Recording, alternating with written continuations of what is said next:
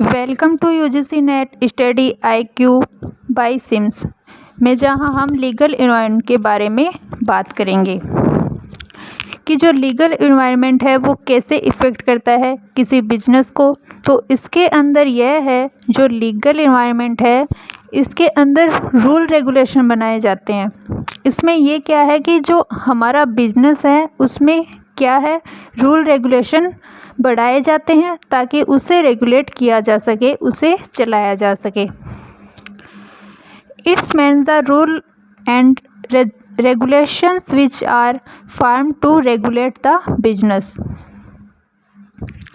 इसके साथ साथ क्या है कि हर नेशन का अपना अपना रूल होता है, एक लीगल फ्रेमवर्क होता है जिसके साथ वह क्या करती है, बिजनेस की रेगुलेशन बनाती है। इसके साथ साथ जो रूल रेगुलेशन बनाए जाते हैं वो इसलिए बनाए जाते हैं जो हमारे बिजनेस है वो स्मूथली वर्क कर जाए, यानी जो इन्वायरमेंट है हमारा उसमें अच्छे से वर्क कर जाए। रूल्स, अब इसमें रूल्स बनाए जाते हैं बिजनेस एंड कॉरपोरेशंस लॉ। इसमें बिजनेस एंड कॉरपोरेशन लॉ बनाया जाता है कि जो बिजनेस है कॉरपोरेशन लॉ है उसके लिए क्या क्या रूल्स है। एम्प्लॉयमेंट लॉ, इसमें एम्प्लॉयर को कैसे हायर करना है यह देखा जाता है। कंपटीशन लॉ बताता है कि कंपटीशन किस तरह करना है, कि ऐसा कंपटीशन ना हो कि दूसरों को जो है वो लेस करते हुए आगे निकल जाए। हेल्थ एंड सेफ्टी लॉ, कुछ ऐसी कंपनियां हैं जिसमें वर्कर ऐसे काम करते हैं जैसे चूड़ी बनाने की कंपनी, तो इस काम में सेफ्टी ज़्यादा मेंशन करनी पड़ती है। इंटरनेशनल ट्रेडी एंड लॉ बनाती है, जो संधियां है उसे देखती है, रीजनल रेगुलेशन भी देखती है, तो ये सब इंटरनेशनल ट्रेडी एंड लॉ के अंदर आ जाता है। रेगुलेशन लेगिस्लेशंस, तो चलिए हम देखते हैं FEMA. The foreign exchange regulation act फेरा was legislation passed in India in 1973 that imposed strict regulation on certain kind of payments। FEMA है उसका नाम पहले फेरा था, यानी फॉरेन एक्सचेंज रेगुलेशन एक्ट फेरा, जिसको पास किया गया था इंडिया के अंदर 1973 में। जो क्या है, डिस्ट्रक्शन लगाता है हमारे इंटरनेशनल जो पेमेंट है, वो भी सिक्योरिटीज़ है, ट्रांजैक्शन है, जो भी हम फॉरेन एक्सचेंज करते हैं, करेंसी में करते हैं या फिर किसी अन्य चीज़ों में करते हैं, तो वो क्या है, रिस्ट्रिक्शन लगाता है। एक तरह की लिमिट लगाकर चलता है कि कितना हम एक्सपोर्ट करते हैं और कितना इंपोर्ट करते हैं। In foreign exchange and security and the transaction which had an indirect impact on the foreign exchange and the import and export of currency। फेरा की बात करें तो फेरा सबसे पहले एनफोर्समेंट में आया था, वो है 1 जनवरी 1974 में, क्योंकि इसको रिप्लेट किया गया था 1998 में।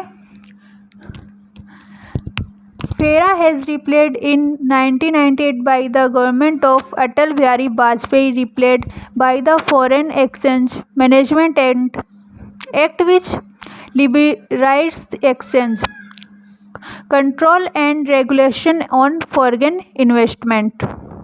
FEMA come into effect from 1 जून 2000। जो अटल बिहारी वाजपेयी सरकार है वो 1998 में किया था फॉरेन एक्सचेंज करके, किस में कन्वर्ट कर दिया गया था, फेमा में। फिर इसको एम्यूज्ड कर दिया गया था, तो फिर इफेक्ट में आया 1 जून 2000 में। फॉरेन एक्सचेंज रेगुलेशन एक्ट फेरा जो 1973 के अंदर था, उसके बाद इसमें कुछ कमियां थी जिसको हटाकर अटल बिहारी वाजपेयी सरकार है वो लेकर आई थी 1998 में, लेकिन इससे में चेंज कर दिया गया था फेरा में और फेमा कर दिया गया था।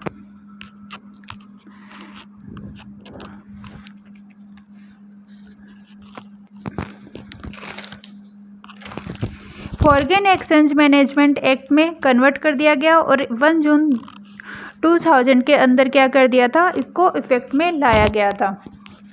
Most important consumer Protection act, इसमें क्या है, लगातार चेंज हो रहे हैं। इसमें 4 बार एम्जूम्ड कर दिया गया था। तो सबसे पहले हम देखते हैं कब आया। कंज्यूमर प्रोटेक्शन एक्ट है वो 24 दिसंबर 1986 को आया था। This act signed by President on 24 December 1986 and it come into force on 15 April 1987. Full India exclude Jammu and Kashmir. Consumer Protection act है वो 24 दिसंबर 1986 को आया था। एक सिग्नेचर हुआ था, वो हुआ था 1986 को। इसको फोर्स में 15 अप्रैल 1987 पूरे इंडिया में लाया गया था, जम्मू एंड कश्मीर को हटाकर। इसको फिर its replace Consumer Protection Act 1986 to Consumer Protection Act 2019। इसको फिर रिप्लेस कर दिया गया था कंज्यूमर प्रोटेक्शन एक्ट 1986 को 2090 के अंदर, जिसके अंदर अलग अलग लिमिट बनाई गई है। Ramvilas Paswan introduced the consumer Protection Act 2019 and act come into force by 20 जुलाई 2020। राम विलास पासवान है वो लेकर आए थे कंज्यूमर प्रोटेक्शन एक्ट 2019, जो क्या है फोर्स में आया था 20 जुलाई 2020 के अंदर। Total amendment are 4 1991, 1993, 2002 and 2090।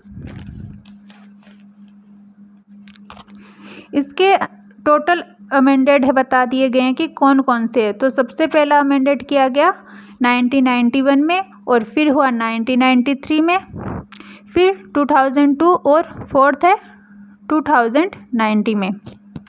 Consumer rights, consumer में क्या क्या राइट्स है, 6 राइट्स है कंज्यूमर के। राइट टू कंज्यूमर एजुकेशन, कुछ तो शिक्षा का अधिकार है, कुछ भी जानने का, इंफॉर्मेशन का, जो प्रोडक्ट या सर्विस दी गई है इंफॉर्मेशन है उसको कलेक्ट करने का अधिकार है। राइट टू सेफ्टी, सेफ्टी का अधिकार है, आप ऐसा कोई प्रोडक्ट ना दें जिससे उसे कोई नुकसान पहुंचे कंज्यूमर को। राइट टू सीक रेडिजुअल, रेडिजुअल्स का अर्थ है अगर कुछ भी नुकसान होता है तो कॉम्पनसेशन पाने का अधिकार है। राइट टू बी हर्ड, सुनवाई का अधिकार है। राइट टू चॉइस, चुनने का अधिकार है, ये नहीं कि ज़बरदस्ती आया और कहा कंज्यूमर को कि ये आपको ख़रीदना पड़ेगा, ऐसा कुछ भी नहीं है, आपके पास चॉइस होती है, आपकी चॉइस होती है। राइट टू इंफॉर्मेशन, आपको इंफॉर्मेशन का अधिकार है, प्रोडक्ट या सर्विस से रिलेटेड सूचना पाने का अधिकार है। इसमें 3 काउंसलिंग होती है कंज्यूमर की, डिस्ट्रिक्ट लेवल पे, स्टेट लेवल पे, नेशनल लेवल पे। तो हम अपनी नेक्स्ट वीडियो में डिस्कस करेंगे। आज के लिए बस इतना ही।